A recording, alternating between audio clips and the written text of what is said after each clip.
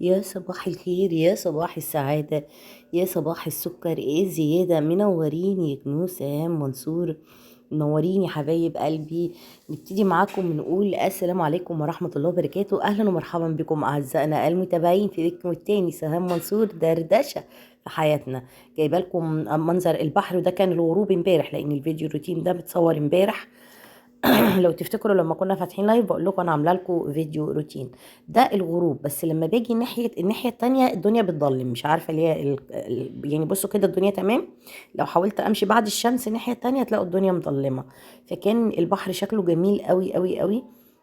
حبيت اوريه لكم. كان في ناس كتيره امبارح على البحر زي ما انتم شايفين قاعدين، واطفال بتلعب، والدنيا كانت جميله. البحر امبارح بصراحه كان حلو قوي يعني. كل يوم البحر حلو، انا علشان بحب البحر قوي فبالنسبه لي البحر حلو. بصوا بقى لما نروح الناحيه التانية تحسوا ان الدنيا مظلمه شويه، بس برضو زي ما انتم شايفين في ناس بسم الله ما شاء الله كتير قوي قاعدين على البحر. ومنظر الغروب كان يجنن. شايفين منظر الغروب؟ شايفين بقى الوان الطيف بقى عامله ازاي وجمال البحر. الفيديو دوت يا جماعه يعني كان يوم عذاب، هتشوفوا لاني اللي جاي دلوقتي هشتغل لكم بصوت. مش هنبتدي بقى نقول سلامات لاني اكيد انا سلمت عليكم. بصوا يا جماعه، انا هنا كنت عايزه بس اعمل تتبيله علشان ما تفوتكمش. قلت والنور قاطع كده ابتدي اجهز كل حاجه عشان اول ما النور ما يجي، لان انتوا زي ما انتم عارفين ان النور قطع وانا فاتحه لايف، فاكيد لما النور يرجع هكمل اللايف. فانا عايزه بقى وانا بكمل اللايف الصينيه تكون بتاعت الفراخ في الفرن. فهعمل ايه؟ فانا هنا عملت بصل وفلفل اخضر وطماطم، وحطيت برضو ليمونه، عصرت ليمونه، وحطيت حبة دبس رمان، وحطيت اسمه ايه ده، موتزاريلا. اسمها ايه دي؟ اسمها ايه دي؟ مايونيز ولا اسمها ايه؟ خراشي، نسيت اسمها، الصفرة دي. تمام. وحطيت التوابل بقى اللي لقيتها عندي. انا لقيت عندي بابريكا، ولقيت عندي توابل كبسة حطيت منها برضو. ما هو انا لما التوابل بتخلص بحط اي حاجة في اي حاجة. وعندي كان عندي 7 بهارات. المهم عملت التتبيله دي، لما النور يجي هضربها في الخلاط وهحطها بقى على هنا. انا هنا بصراحه كنت عايزه اعمل اكل دهب، واحنا عندنا محشي كنت عاملاه ساعه العيد. عندي حله كرنب، وعندي كمان ورق عنب انا لفاه. فقلت بقى اجيب ايه؟ بصوا تخليها زي القشطه دي، هياكل يا جماعه على فكره جميله جدا. بعملها في الفرن حلوه قوي قوي، بما اننا هنبتدي يوميات وروتين. بصوا غسلاها مخلياها زي القشطه. وكنت نقعها من بدري قبل ما ابتدي اللايف، غسلتها كذا مره ونقعتها في ميه وملح بليمون. وبصوا هنا ده جلد عشان الناس بس ما تفكرش ان دي حاجه يعني، بس هو ده جلد ولا حاجه، مغسوله زي القشطه كلها. هتبلها بقى في التتبيله دي في الصينيه لما النور يجي، بعد ما اضربها في الكبه التتبيله، وهحطها في الصينيه وادخلها الفرن. انا عندي شوربه برضو في التلاجة هطلعها تفك على ما اخلص اللايف، تكون المحشي ما بياخدش حاجه، على طول على النار بيستوي، وكده كده المحشي ملفوف يعني. خليكم معايا ثانيه كده لما اطلع اشيائي واجي لكم حالا. ادي حله المحشي اهي، طلعتها من التلاجة. وادي الشوربه اهي، هسيبها برضو تفك على ما اخلص اللايف اللي هنفتحه ان شاء رب العالمين. هيكون الشوربه فكت، والمحشي برضو فك شويه، عشان ما ينفعش نحط شوربه سخنه على محشي متلج، يبقى فيه صدمه. لازم على الاقل لو الاتنين ساقعين زي بعض، او يكون المحشي لسه طازه وحاطه الشوربه عليه سخنه. وكمان انا لفه ورق عنب، بس لفاه في زي علبه، هطلع منه هحطه في دقيه صغيره، هبقى اوريها لكم في بقيه اليوميات. يبقى انتوا كده وصلتوا معانا لحد ايه؟ عشان بس نبقى عارفين. وصلتوا معانا لحد ان احنا هنتبل الفراخ بتاعتنا ونحطها في الفرن، وهنستنى بقى المحشي يفك والشوربه دي تفك اللي احنا شايلينها. لما كنت بعمل فراخ بشيل الشوربه، حتى لو كنت جايبه مثلا لدهب هياكل، بغسلها كويس جدا جدا جدا، لان في الاول وفي الاخر برضو احنا بناكلها، واعمل منها شوربه، واخلي الفراخ دهب تاكلها، واشيل الشوربه استخدمها لو اتزنقت في حاجه زي كده، ما عنديش مثلا لحمه، ما عنديش فراخ، اطلع الشوربه اطبخ منها. وده كل الناس بتعمل كده. انا بحب اشيل شوربه، بحب اعمل صلصه واصلصلها، احب اخزن توم. يعني الحاجات اللي بقدر اخزنها بخزنها، بتبقى في الاول وفي الاخر نافعه البيت يعني. مش شرط فراخ او لحمه، ممكن بني ادم يروح عامل حبه خضار وجنبيهم حبه رز، ولو مخلل بقى خيار او مخلل لفت، وياكل ويتبسط والدنيا تبقى تمام. فخليكم كده بقى متابعين عشان نكمل بقيه الفيديو بتاعنا.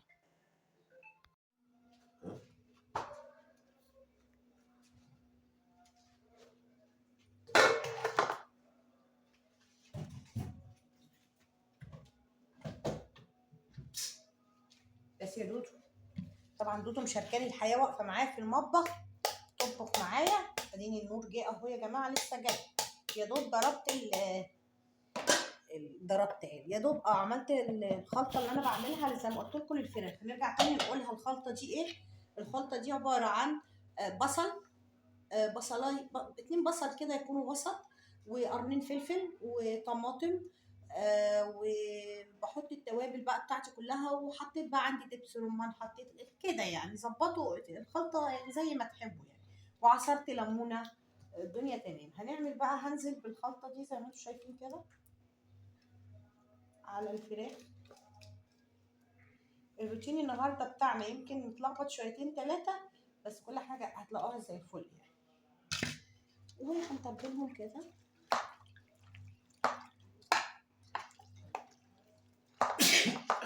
يرحمكم الله، سيلفرون خلف الكواليس قاعد بيتفرج عليا هو وبنته ده.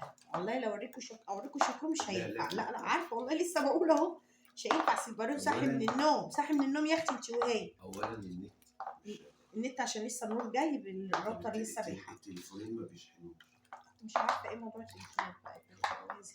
الشاحن مش واصل في الكهرباء. بصوا يا جماعه سيبها بقى كده تتبل مع حالها شويه، وبعدين زي ما هي كده، زي ما هي كده، مش هعمل اي حاجه غير ان انا هدخلها الفرن زي ما هي كده. اهو ابتدى يشحن اهو، ابتدى يشحن اهو زي ما هي كده. هبتدي ادخلها في الفرن كده. بقى عندنا اشيائنا كده جاهزه. طبعا انا هفتح لايف زي ما انتم شايفين كده. ادي الشوربه هتفك، ادي حله المحشي الكرنب، وادي الفراخ. وهطلع اعمل دقيه كده صغيره ورق عنب هتشوفوها، وهنكمل مع بعض زي ما شايفين كل حاجه شايفينها، كل حاجه شايفينها. يا رب نتعلم بقى، يا رب لغه مصريه اصيله تتعلم بقى.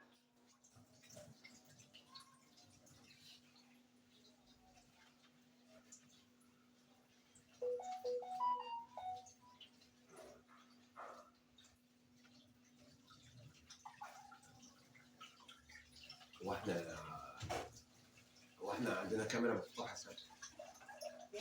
عندنا كاميرا مفتوحه. طبعا. بحيث انك هتعملي كرومب وورق عنب مع بعض. بحيث لازم لابد وحتما انك تبقي زوجه مصريه اصلا. بخلاف هذا الصوت بتاع الراجل المزعج،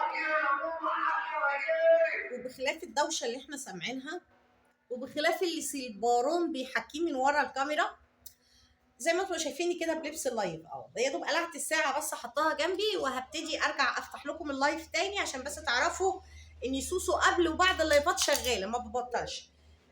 انا عايزه اقول لكم على حاجه يا جماعه بس.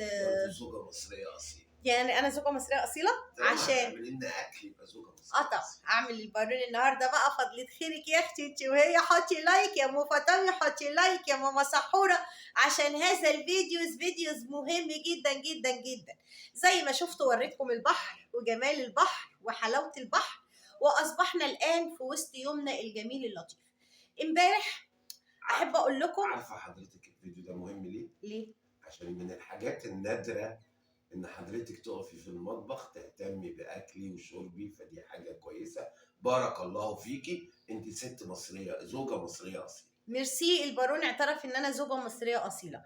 رجعنا امبارح اخر النهار من اسكندريه، وكنت صاحيه انا من الساعه 7 الصبح. رجعنا من القاهره، من القاهره لاسكندريه امبارح، وكنت صاحيه انا هناك بروق البيت، ركزوا، وبشطب المواعين اللي عندي، وبرجع كل حاجه مكانها، ولميت هدومنا، وطبقت الغسيل اللي مش هنحتاجه حطيته، لان انا كنت غاسله فنشرت على مرتين عشان ما عنديش غير منشر، ولميت الشنط، وقعدت جنب سيلبارون كده الساعه 11. قوم يا سيلبارون شويه عشان انا عندي بقى. تمام. فضلت قاعده زي ما ساعه. قوم يا سيلبارون شويه علشان عندي برد. هو احنا ورانا سكول؟ هو احنا ورانا مدرسه؟ ما براحتنا. ما هو براحتك انت. بس انا لسه هروح هناك الاقي الدنيا برضو بقالنا اسبوعين متدربكه. ما علينا يعني. بعد مناهده قام الساعه 2 ولبس وطلع عيني. جينا هنا على اخر النهار. اول ما دخلنا قال لي هناكل ايه يا مدام سيهام؟ المدام سيهام قالت لي سيلبارون اللي انت عايزه. وقفت في المطبخ يا اختي، عملت مكرونه بصلصه، وعملت بطاطس محمره، وبعد جاب لي نص كيلو بانيه بجلاله قدره، عملنا منه 3 4 حتت لدودو مسلوقين، وعملنا الباقي لينا اكلناهم امبارح يا حبيبه قلبي الجواني. باقي من امبارح اهو عشان بس تعرفوا بس ان هو بيفتري عليا. ادي يا جماعه المكرونه اهي، ادي الصلصه، ادي الصلصه اهي اهو اثبات حالي، ادي الصلصه يا حبيبتي انت وهي، وادي يا اختي انت وهي المكرونه، عشان انا بحب هو بيحب الصلصه تبقى لوحدها والمكرونه لوحدها عشان يسخن براحته كانها فريش. وادي طبعا اكل دودو اللي انا كنت عاملاه لها امبارح لسه باقي منه حته. صحيت بقى النهارده مش قادره اقول لك البوتاجاز ده كان دمار يا حبيبتي. لكل زوجه مصريه اصيله جوزها بيتريق عليها، تقفي كده بعين قويه وتقولي له بتعمل حاجه في البيت يقول لك لا، امال البيت زي الفل ازاي؟ بصي يا حبيبه قلبي البوتاجاز ده كان متدمر دمار شامل. صحيت الصبح شطبت المطبخ وغسلت البوتاجاز كله زي ما انتم ما شايفين اهو، خليته قشطايه جميليه حلوايه اهو، وهو عكو تاني قاعد يسخن لي اكل وطرطش لي الدنيا بعد ما نضفت وعملت. ادي يا جماعه اللي بيقول لكم ما بتحبش تخش المطبخ، مين قال في ست مصريه ما بتخشش المطبخ؟ ده انا حياتي المطبخ، ده انا سيلبارون ما بيفكرش في حاجه غير هناكل ايه، مش يعني هو مش بيقول هناكل ايه، هو يعني عايز ياكل. فسيلبارون عايز يفطر، عايز يتغدى، مش مهم ايه نوع الاكل، بنعمل اي اكل بصراحه ما بتفرقش، زي ما انتم شايفين كده ما بتفرقش، اي اكل عندنا بيطلع وبيتعمل، المهم يبقى فيه اكل في البيت والبيت مستور. بس هو برضو هنفطر ايه، هنتغدى ايه، هنتعشى ايه، هنفطر ايه، هنتغدى ايه. فما يقعدش يقول لكم بقى ويضحك عليكم ويشتغلكم ويقول لكم ان سوسو ما بتخشش المطبخ لان دوت حرام، علشان كده نرجع تاني نتحط في اليوميات تاني ونفرج الناس تاني على قد صحتي المتمرمطه دي. عايزه اقول لكم ان انا ما عملتش حاجه في الصاله، ده حقيقي، انا كل اللي دخلت المطبخ انضفه واكركبه، انضفه واكركبه، بالذات الرخامه دي كل شويه اروقها واكركبها. الرخامه التانية زي ما انتم شايفين كده عليها فرح العمده كميه ازايز، طبعا كنا علشان في الشتاء ما بنشربش ميه في التلاجة من التلاجة، فكنت بملاهم واحطهم هنا نشرب منهم. ولحد ما انا سافرت كان الجو برضو لسه شويه برد يعني، فهنبتدي بقى نرجع نفضي لهم مكان في التلاجة الا ازايز. الازايز دي علامه في قناه سهام منصور، يعني مفيش هتخش لي مدام سوسو الازايز حرام يعني ما ينفعش تشربي فيها مره واثنين وثلاثه. لا يا حبيبتي مدام سوسو بتشرب فيها مره واثنين وثلاثه، اجيب ميه معدنيه منين يا اختي وانا حلتي حاجه؟ ده البرون قاعد بيندب على الكاميرا اهو يا حبيبه قلبي. ركزي يا ماما، ده احنا داخلين على حمل وولاده وخلفه وعيال عايزه تتربى، ست دهب هانم بنتنا حامل، فمحتاجين يا اختي مصاريف، ما تقعديش بقى تخترعي لنا عشان احنا ما بنجيبش ميات معدنيه، احنا بنشرب ميه من الحنفيه والحمد لله بنحطها في الازايز، والحمد لله ربنا كرمنا بالرضا وعالم بحالنا، فاحنا الحمد لله زي الفل وماشي الحال وما بنشغلش بالنا بالكلام الفاضي ده. الازايز دي علامه مسجله في قناه هنا سوسو. هنكمل الاكل مع بعض، ودلوقتي طبعا هضطر اسيبكم علشان اروح افتح اللايف اكمل اللايف، وبعد كده نرجع نسوي الاكل مع بعضنا واوريكم صينيه ايه ده يعني الفراخ. احنا مش هناكل غير بعد ما اللايف يخلص ده انا فاكر هناكل دلوقتي حالا. قوم يا حبيبي الاكل اهو عمال اقول لك زوجه مصريه اصيله، زوجه اه مصريه اصيله زي بعض، مستنيكي ما يجراش حاجه. زي بعض تستناني انت، مش احنا اتفقنا على ايه بقى عشان تكونوا ان فاهمين؟ احنا ناكل المكرونه طول النهار. ايوه ان احنا طول ايوه حصل. النهار ناكل ده المكرونه. حصل ولا اللي لا؟ اتعملت امبارح احنا في بالليل. كلا الحالات ما بنرميش اكل يعني. فقال لي طب هناكل هو ايه؟ قلت له احنا عندنا مكرونه. قال لي طب ما المكرونه هتخلص بالليل هناكل ايه؟ فقلت له احنا عندنا. ممكن وعد بس على الكاميرا عشان نشوف هيتحقق ولا لا. حضرتك وعدتي انه الاكل ده هيبقى معاه ملوخيه ولسان عصفور. انا عامه ما وعدتش، انت قلت. انا قلت اه حضرتك ما وعدتيش. لا عندنا لسان عصفور، استني يا وليه انت وهي. يا سيدي باروني الحمد لله عندنا لسان عصفور. وعندنا ملوخيه. لا الملوخيه احنا ده ملوخيه عندنا ناشفه. ملوخيه. لا احنا عندنا الا ملوخيه ناشفه. يعني مع الاكل ده حضرتك بتقري وتعترفي امام الكاميرا انه في لسان عصفور وملوخيه ناشفه. انا لا قريت ولا اعترفت، انا قريت قدامك يا اختي انت وهي. انا يا ماما سحوره قريت في القناه دي دلوقتي ان انا قلت هعمل ملوخيه ناشفه ولسان عصفور، انا ما قريتش، ولكن هو قال وعايز.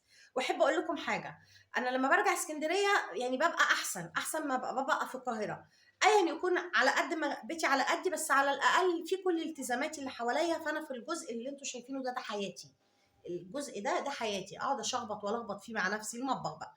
فانا مبسوطه ان انا رجعت اسكندريه بصراحه حقيقي يعني، ما اخبيش عليكم، ودهب كمان مبسوطه. احنا هناك ما عندناش شباك على الشارع، يعني عندنا شباك بس مش طالع على شارع، ده حاره ضيقه في الوش حيطه يعني. هنا شايفين ناس، هناك بحس ان انا محبوسه، لازم اطلع بره باب الشقه واطلع بالشارع عشان اشوف ناس.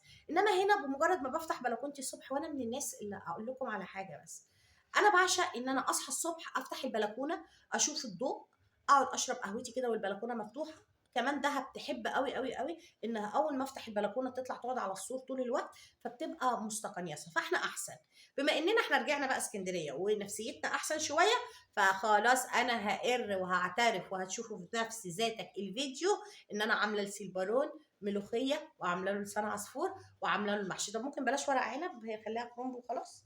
ماشي. تمام، عشان ما يبقاش كتير قوي.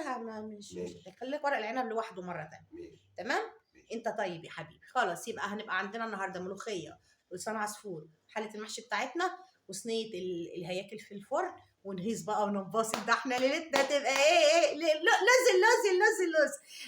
استنوا اللي جاي واقول لكم. يلا بقى عشان نروح نفتح اللايف بتاعنا علشان نشتغل، مكملين مع بعض. وزي ما شفتوا كده، ده كان بقى كل ده كان بعد اللايف الاولاني اللي النور قطع علينا فيه.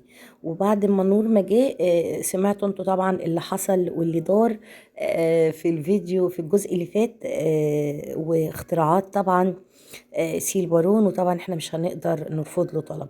بعد ما فصلت الجزء اللي انتوا كنتوا لسه سامعينه ده، عملت القهوة تاني واخدت مسكن تاني علشان ارجع افتح بقى اللايف اللي احنا ما كملناهوش.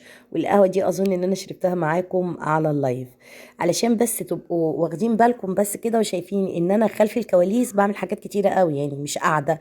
يعني الناس اللي بتبقى بتعمل لايفات دي ما بتبقاش حرام قاعده، بعمل حاجات كتير قوي، بعمل حاجات كتير قوي في وقت واحد. اليوم امبارح بصراحه كان مرهق جدا جدا جدا. انا خلصت شغل البيت ده يعني كان الساعة 11 بالليل حقيقي لما البارون فتح لكم اللايف بتاعه. انا صبيت القهوة بقى بتاعتي، بس للأسف ما طلعتش بوشي قوي، مش فاهمة ليه. ممكن يكون كان البني شوية استخسرت في نفسي ولا ايه، مش عارفة.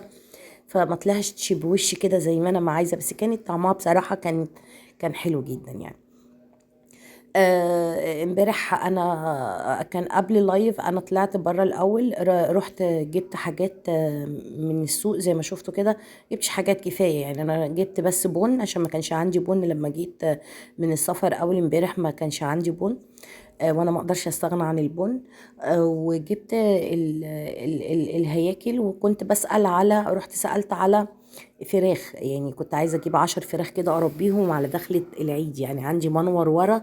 وكنت عملت التجربه دي السنه اللي فاتت، كان قبل ماما ما تموت الله يرحمها. وقعدت تقول لي كل يوم كنت بكلمها: يا ماما اعمل ايه للفراخ؟ يعني ماما بتربي يعني ماما كانت الله يرحمها بتربي طيور، فعندها خبره بقى، خبره يعني عميقه. الله يرحمك يا امي، الف رحمه ونور تنزل عليكي. فعملت التجربه دي السنه اللي فاتت. بصوا هي كانت جميله قوي وهي بتتصب، معرفش في الاخر كده ما بقتش بوش كفايه ليه يعني. احب الوش يبقى مقفل كده، بس كانت جميله وحلوه. اتفضلوا معايا القهوه اللي انا شربتها امبارح على اللايف معاكم. اللايف التاني. المهم بقول لكم يلا بقى نروح على اللايف، يلا يلا نروح على اللايف. يلا نروح على اللايف. المهم قلت ايه، طب ما اسال بما اني بقى رجعت اسكندريه والست دهب هانم بقى حامل قدامها شويه كده، فاروح اسال على فراخ واحجز يعني. فروحت ما لقيتش الراجل اللي بيحجز، وكان اجازه امبارح. قالوا لي تعالي النهارده، فالنهارده قلت ابقى اروح اسال كده. انا فكيت الشوربه وحطيتها على النار شويه تفك، وزودتها كمان حبه ميه كمان عشان تقضي بقيه الاكل اللي انا هعمله. وظبطت الحياء بتاعها وسقيت بيها المحشي وحطيته على النار. على فكرة عايزة اقول لكم الشغل اللي انتوا شايفينه ده بقى كان بقى بعد اللايف، لما فريد دخل على 10:15 كده وقال لي يلا علشان انا هفتح. طبعا انا كانت الفراخ صينية الفراخ في الفرن، حطيتها في الفرن كانت استوت وانا معاكم على اللايف. مش استوت، دي اتحروقت كمان. وحطيت المحشي بقى هنا يستوي، وبعدين عملت على طول شوربة لسان عصفور. زي ما انتوا كده بعمل لسان عصفور، بحمر هنا لسان عصفور. وانا عايزه بقى الحله الصغيره دي، الدقيه الصغنطوطه الحلوه دي، عشان اعمل فيها ملوخيه. فهفضي الصلصه بقى لاني خلاص ما حدش ياكل المكرونه دلوقتي، فاشيلها في التلاجة لبكره اللي هو النهارده. يعني لو حب البارون يسخن كده وياكلها، فريد بيحب المكرونه قوي. يعني ما اكلهاش يبقى في اي وقت بقى يطلعهم وياكلهم. وزي ما انتم شايفين كده فضيت الصلصه في طبق ألمونيا كده عشان تبقى تتسخن فيه تبقى حلوه. وهفضي حبة المكرونة اللي باقيين برضو في علبة واحطهم هما الاتنين كده بقى في التلاجة مع نفسهم يعني. عايزة اقول لكم ان انا فريد كان قاعد بيجهز في الوقت دوت لللايف اللي هيفتحوا ستريم امبارح. الساعة دلوقتي كانت في الوقت ده كانت حوالي 10:30 بالليل. انا ما قعدتش، انتوا بقى متخيليني قبل اللايف الاولاني رحت السوق وجيت شطبت المطبخ. على فكرة انا كل شوية بشطب المطبخ يعني. وغسلت الفراخ وحطيتها في ميه بخل بملح بليمون وسبتها شويه كده لحد ما قلت ايه اخلص اللايف واقوم اصفيها. الفراخ لما بتقعد في ميه ملح ليمون شويه حلوين كده بتبقى زي العسل، لا زفاره بقى ولا اي حاجه يعني، بتبقى قشطايه قشطايه قشطايه. يختي على فوتي الجميله. احب فوت المطبخ قوي. احب فوت المطبخ الحلوه قوي، احب انا الحاجات تبقى نظيفه كده ومستكنيسه حواليا يعني. وبحب الالوانات يعني، انا بعشق الالوان، فالالوان بالنسبه لي الحاجات دي بتخليني مبهجه كده. انا احب المطبخ يبقى فيه الوانات كتير مبهجه كده. طبعا حطيت الشوربه على لسان عصفور. لسان عصفور يا جماعه بعد ما تحمر تحطوا الشوربه ياخد اول غليه، اول ما يغلي تروحوا طافين عليه. ما بيستويش لسان العصفور على النار، لا هو اول ما بياخد اول غليه واحده بس بتقفلي عليه. وتسيبيه بقى على ما تخلصي بقيه اكلك، هو مع السخونيه كده وهو بيهدى مع نفسه هتلاقيه بقى زي الفل ويعني قشطه كده. وطبعا بقى دي كراكيب تجهيزات الاكل يعني، زي ما انتم ما شايفين كده الكبه بقى اللي انا عملت فيها التتبيله بتاعه الفراخ والصفايه اللي انا كنت حاطه فيها الفراخ تتصفى، والطبق اللي انا كنت حاطه فيه الفراخ، والحله اللي فضيت منها الصلصه علشان هستخدمها هعمل فيها ملوخيه ناشفه. فزي ما انتم ما شايفين كده دخلنا على المطبخ ده انا واقفه قدام الحوض ده 24 ساعه في ال 24 ساعه. ويسيب البارون كل ما يكلمني يقول لي ما بتعمليليش اكل ما بتعمليليش اكل. فانا مش عارفه يعني ايه ما بعملوش اكل. خليكي شاهده يا ماما سحوره وحطي لك، حطي لك يا ماما سحوره، عشان لما يجي يقول لك سوسو ما بتعملش اكل تقول له لا يا سي البارون. يعني ايه سوسو ما بتعملكش اكل؟ ما واقفه يا اخويا في المطبخ اهو زي الفل قشطايه على السوليه سكرايه اهي. اعمل ايه يعني اكتر من اللي انتوا شايفينه؟ فانا بحب عامه الصيف. الناس بقى اللي بيسالوني اللي بيقولوا بيسام بتحب الصيف ولا بتحب، لا انا بحب الصيف يا جماعه، عشان انا من الناس اللي اصلا يعني انا ما اعرفش، انا من صغري وانا بحب الصيف. ومع الوقت لما ابتديت عظمي يتعبني فالشتاء بالنسبه لي مرهقه جدا. في يعني ربنا يعفو عنكم يا رب يشفيكم، بالذات الناس اللي عندهم مشكله في العظم او مشكله في الاعصاب. يعني الشتاء بتبقى بالنسبه لهم صعبه جدا جدا. يعني عايزه اقول لكم ان البارون عداني للمره التانية، انا ابتديت اتعب اكتر من الاول، وانا دي تبقى عندي مشكله. يعني انا البرد ده مش فاهمه ليه كل مره قبل العيد الكبير بتعب بالبرد ده. السنه اللي فاتت لو تفتكروا لما اتحجزت في المستشفى، بس ان شاء الله مش هنوصل للمرحله دي. لو حسيت ان انا تعبانه زياده هروح للدكتور اللي كان حاجزني، هروح له في العياده بتاعته اكشف اللي انا رحت كشفت عنده. فاعذروني على صوتي لاني انا من امبارح ابتديت احس ان انا عندي رشح في الانف وكده، وابتديت احس ان انا تعبانه وعظمي واجعني النهارده الصبح صاحيه. يعني ابتدت الاعراض دي تظهر عليا بالليل كده في لايف البارون يعني. فالحمد لله دعواتكم كده لينا بالشفاء العاجل. شطبت انا بقى زي ما انتم شايفين كده اشيائي ومستاشيائي في المطبخ. فانا بحب الصيف، بحب الصيف لان انا بحب البلبطه في الميه. يعني انا بحب اعشق حاجه اسمها مواعين، غسيل مواعين، مسيح غسيل، اي حاجه فيها ميه انا بحبها يعني. فبالنسبه لي لما بحب اروق وانضف، لان انا من الناس الحراقه اللي ما بقدرش اقعد، احب اروق على طول، احب انضف على طول. وده طبع ماما يعني، واغلبنا يعني كل اخواتي البنات واخدين الطبع ده من ماما، ان احنا ما نحبش البيت يبقى حوالينا وسخ، نحب النظافه طول الوقت. احبش يبقى في مواعين بايته في البيت. احب المواعين تبقى نظيفه كده والدنيا تبقى مستقنيسه. اللي يبات اللي هو ايه بقى، اللي بعد ما خلصت المطبخ وطلعت منه وكلت يتحط في المطبخ ما اقدرش بقى اعمل تاني خلاص. يفضل زي ما هو لحد بقى تاني يوم الصبح ابتدي الباور الجديد بتاعي واعمل. انما بطلع من المطبخ وانا بجهز الاكل مفيش حاجه في المطبخ، ويبقى الحوض نضيف زي ما انتم ما شايفين. وده كان طبع المطبخ الساعه 11 بالليل. لو تاخدوا بالكم هنا بعد ما خلصت بقى الحوض دخلت على ايه بقى، الملوخيه الناشفه. والمقطع ده كنت بصوره لكم بايدي لان التليفون عندي مساحته ما قبلتش وقفل، فقلت خلاص هصور لكم بالتليفون التاني، فاخدت لكم المقطع ده بقى بالتليفون التاني. هنا انا بعمل بقى الملوخيه الناشفه، مفيش اسهل منها، انا بحبها جدا علشان انا ماليش في الملوخيه. ولما فريد لقيته بيحب الملوخيه الناشفه فكانت بالنسبه لي اسهل من الملوخيه الخضراء يعني. وناس يقولوا لي طب ما تجيبي الخضراء اللي في اكياس، لا ما بحبهاش. الملوخيه الخضراء يا اما تجيبيها وتغسليها وتقرطفيها وتخرطيها، يا اما بلاها يعني. فلما لقيت البارون بيحب الملوخيه الناشفه، فانا بالنسبه لي الموضوع بقى حلو قوي. الشوربه بتغلي، ممكن تحطي فيها حته توم نيه، انا ما بحبش احط توم ني في الشوربه. وبعدين تحيقي شوربتك كويس. ده لسان العصفور اهو، بصوا بقول لكم، اول غاليه تطفي وتركني عليه، بصي وتسيبيه يهدى مع نفسه، بيبقى زي العسل، بيستوي بيبقى زي السكر يعني. وسوينا المحشي زي ما انتم ما شفتوا. بتاخد بقى الملوخيه اول ما الشوربه ما تغلي بتاع الملوخيه، بتروحي ساقطه الملوخيه فيها وتقلبيها كويس كده، لما تندمج مع حله تاخد لها تقلبتين كده وتركنيها. اسهل مفيش اسهل من كده. وهنا طبعا بعمل التومه. انا كنت مفرزه توم عندي قبل ما اسافر، جبته وفرزته. لو تفتكروا كنت بقول لكم ده انا قعدت افصص توم، والكلام ده كان قبل ما اسافر القاهره.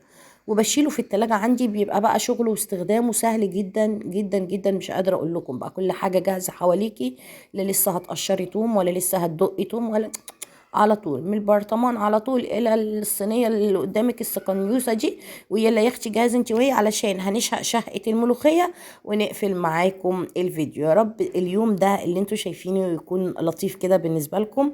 يا رب اليوميات بتاعتنا تكون لطيفة كده على قلوبكم، ونقدر نقدم لكم فيها حاجة لطيفة، مش هنقول مفيدة، لأن يعني الطبيخ كل الستات شطورة وجميلة، وبتعرف تطبخ وبتعرف تروق وبتعرف تنظف، ولكن تبقى يعني يا رب تكون فيديوهات لطيفة وخفيفة على القلب يعني، وربنا يقدرنا نقدر نقول لكم بقى حاجة مفيدة. اما كنوز سوا منصور عليها النقد طبعا، والبارون طبعا انتوا النقد، ولكن قلت الاتنين نقد نقد نقد. هنا بحط بقى حبه ايه بقى، كزبره ناشفه يا جماعه، مع التومه بقى، تخلي لكم ريحه الملوخيه دي جايبه اخر الشارع، وتدي طعم للملوخيه جميل جدا. بس ما تحطهاش اول ما تحطي التومه، لا، اول ما التومه ما تخش على صفار تروحي نازله بحبه كزبره ناشفه، علشان ما تتحرقش معاكي، لان اوريدي هي كده كده هي متحمصه يعني. وزي ما انتم شايفين اول ما حطيتها على طول البصله التومه اصفرت، ورحتي شايلاها كده هيله بيله كده، ورحتي شقه، يلا شق يا اختي، يلا شقه عشان تشوفي سوسو واكل سوسو الجميل. طبعا انا عشان كنت ماسكه التليفون بايد وبشتغل بايد، فانا مش متحكمه قوي في الدنيا، بس زي ما شايفين يلا الشهى يا اختي، اسم الله عليكي يا سوسو، اسم الله. وتغطيها بقى، يعني تطش كده الملوخية وتروحي مغطيها ليه، عشان البخار ده هو اللي فيه الريحة والحلاوة كده والطعامة كلها. وطبعا هرد بقى حبة ملوخية. بصوا بقى الجمال، بصوا الجمال، بصوا الجمال والعسل. والله سوسو دي استاذة. يقولوا لكم ما بتطبخليش، لا لا لا لا، انا احتاج، انا عايزه 1000 لايك على الفيديو ده. يا رب الفيديو يكون عاجبكم، يا رب اكلتي ويومي وروتيناتي ولخبطاتي وشخبطاتي تكون عاجباكم.